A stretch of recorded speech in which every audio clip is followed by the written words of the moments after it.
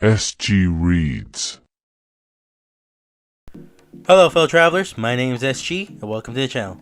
Today we'll be going over an animated series from 2006, also known as the Fantastic Four, World's Greatest Heroes. Now I thought this would be an appropriate one to do for right now, mainly because Marvel Rivals, as many have played it, is releasing a Fantastic Four update, if you will, consisting of Reed Richards and Sue Storm as of right now, and of course Ben Grimm and Johnny Storm later on. But considering everything else, I thought this would be a good place to bring this up as any, mainly because this is a stylized animation. Very well done and very interesting storylines connecting all to one another, while at the same time having a light and upbeat kind of attitude, and a unique art style that would later on trace it to other sources as well. So for right now, let's get into it. If you like this content, please leave a like, comment, subscribe down below. If you like the animation, I'm sure there's somewhere you can watch it, such as Disney Plus, or even here on YouTube you can find several clips. Thanks again for watching. Please let me know if there's other series you want me to cover that may or may not be that well known, such as the MODOK Hulu series or anything else really. So, like I said, let's get started, shall we? Now, Fantastic Four World's Greatest Heroes was co-produced by Marvel Studios and a French company known as Moonscope, with production of M6 and Cartoon Network Europe, and this was distributed by Taffy Entertainment. Originally, this was meant to be on Cartoon Network's Toonami period on September 2nd, 2006, but ultimately only ran for about 8 episodes, starting on June 9th, 2007. While this was supposed to be the prelude to the Fantastic Four Rise of the Silver Surfer, there didn't seem to be much demand for it overall. Even though there was a fan base for it, it was passed on to Boomerang shortly after, where it did only show the continuous first 8 episodes, and was later picked up in 2009 by Nicktoons, where it did finally show the unaired episodes, consisting of 26 episodes altogether. Still strange that we only got 8 for Cartoon Network, but otherwise it was still a very well done series. The series, however, did not last long, only lasting 1 season and only showing those last 26 episodes. From that point on, it was considered a finished project and was not going to be greenlit for a season 2 anytime soon.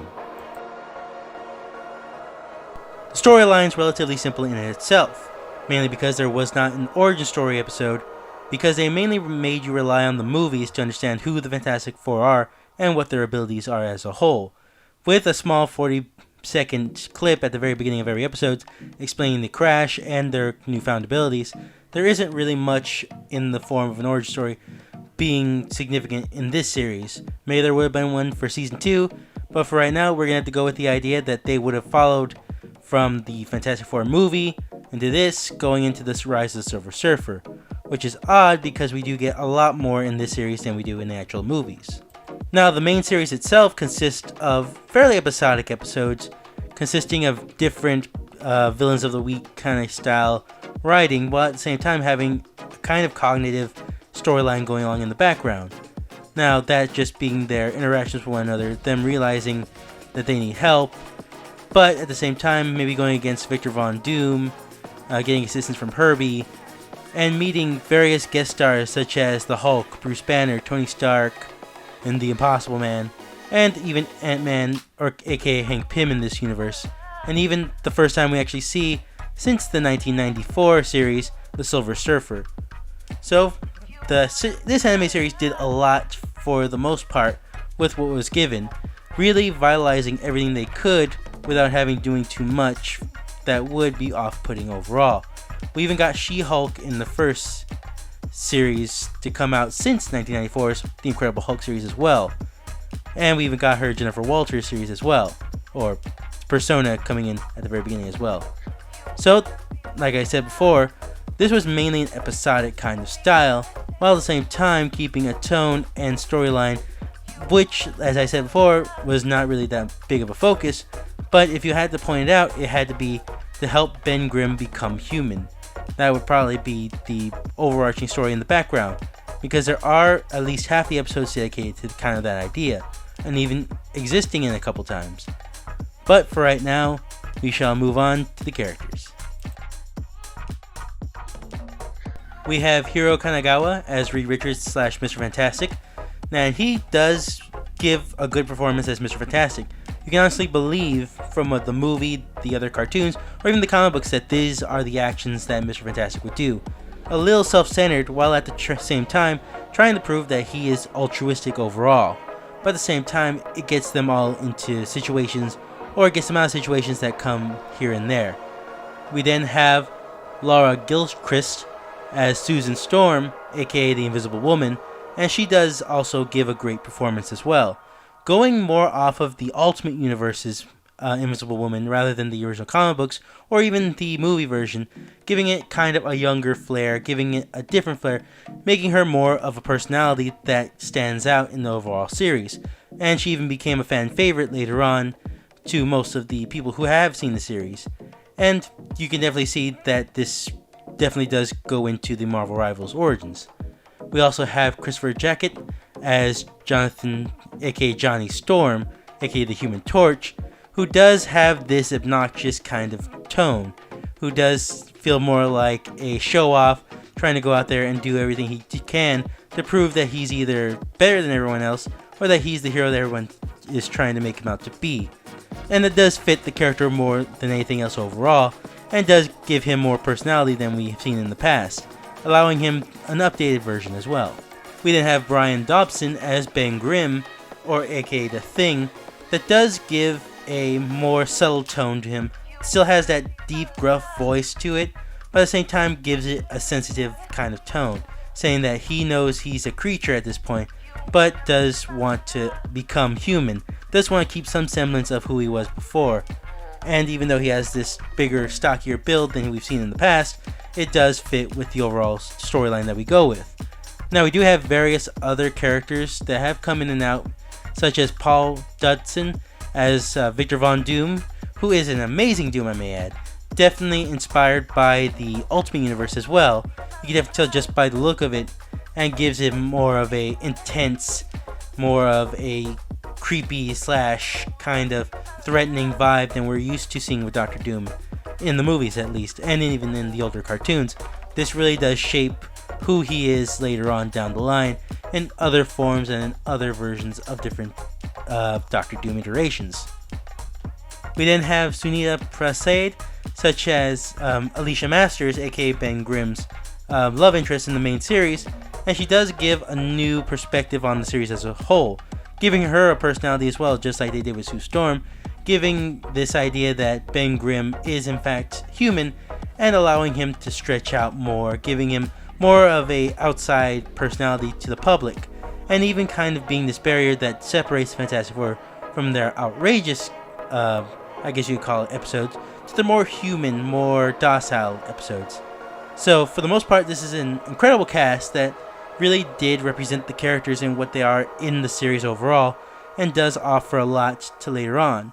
Now, there are many more characters I could bring up, such as Michael Dobson playing Ronan the Accuser, or Andrew Kavats as Bruce Banner, David Kay as Tony Stark.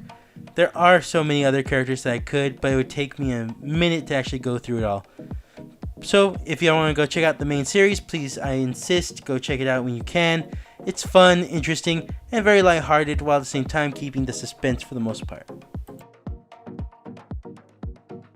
The animation's surprisingly well done, considering that they take a lot of inspiration from anime, or at least action anime for the most part. You could tell just by the way the expressions are exaggerated, or even just by the look of it, while at the same time trying to keep the classic Fantastic Four style and comic book tone they go with for American animation as well.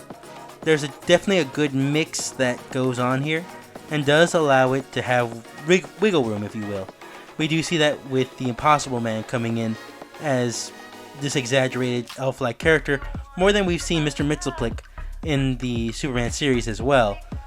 But this does offer a lot of intense viewing of how different characters represented themselves, such as I said before with Doctor Doom, giving him more of a imposing art style and characterization, and we even get sometimes sillier characters such as with Herbie, but offering a different tone, different look, and a different vibe from anything we've seen from the Fantastic Four before this has come out. And again, like I said before, this does give it a unique and its own exaggerated form, its own taste. So I could see why this would be into the Toonami kind of era, mainly because they were focusing on more of an action such as Teen Titans and so on and so forth. And you could definitely see the Teen Titans inspiration in this as well, while at the same time seeing that they took their own direction with it as a whole. Well, this does kind of make me a little disappointed we didn't see more down the line, but that's just how it goes. Now, just as anything else, I would have to say that the composition and music is very important. It does put you in the mood and zone of where the whole series is trying to lead you to, and that being a future stylized New York, and a different way of looking at the characters, such as we see with the art being different. You can definitely tell that the music is also very different, because from what we do know about the characters, they're set more in a 60s, 70s kind of style world. You can tell that with the original animation, and even in the newer movies trying to stick with that idea. This is trying to go forward in time, if you will, trying to leap into a futuristic kind of vibe, trying to give you a new look at the characters and a new vibe of the world that they're surrounding you in. So I will say that the animation coincides with the animation very well with the music. So for the most part, I will have to say that the music is just as important as the animation in this sense. Even just hearing the first few seconds of the intro really puts you in the zone of what they're trying to do or what they're trying to show you of this world, of the series as a whole. Now, if this was about references that I've seen throughout the series, there definitely is quite a few, but the bigger ones I want to focus on is that this is a combination of things.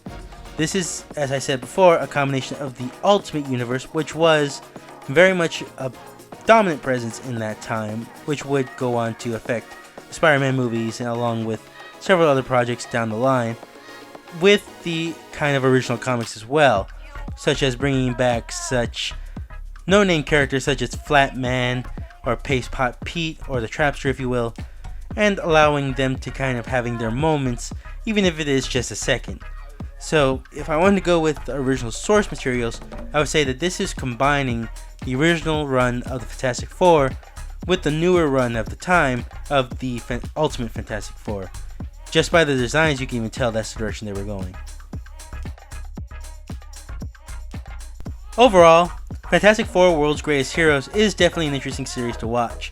It introduced so many characters and so many side plots that haven't been introduced in animation and or in film at the very beginning of all this, such as we had Ronan the Accuser coming in off and on as a main antagonist, Annihilus definitely coming in even though we've never seen him in movies, though it can be debated that he was the one that was supposed to be Doctor Doom's character in the Fantastic Four movie that came after the original couple. But we also get Jennifer Walters is returning, we get Dr. Banner, aka the Hulk, we even get a small glimpse of Peter Parker in the main series as well. But for the most part, there is a lot that can be said about the series and should be said, mainly that I wish it did have another season, or at least a way to close off opening stories that we didn't get to see fully fulfilled at the very end. And we can definitely see the influence of this series reaching into Nickelodeon, such as we see with Iron Man Armored Adventures, along with Wolverine and the X-Men, taking a lot of notes from this stylized version of the storytelling. And as I said just now, it definitely is still showing its influence even in Marvel Rivals. You can definitely tell that the same character designs along with the similar kind of patterns are still seen there. And I don't mean the blue and white, I mean just straight down to the characters' looks. Though I will admit they do take more from the original comics along with their own spice to the whole thing. And I do wish that we would have gotten more of a development between most of the characters and how they would have grown later on. And with that being said, thanks again for watching.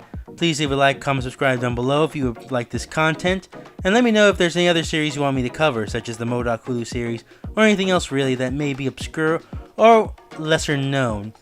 I am almost at 500. I would really appreciate the help if you would subscribe down below. And I hope you all have a great day. Thanks again for watching, and see you next time.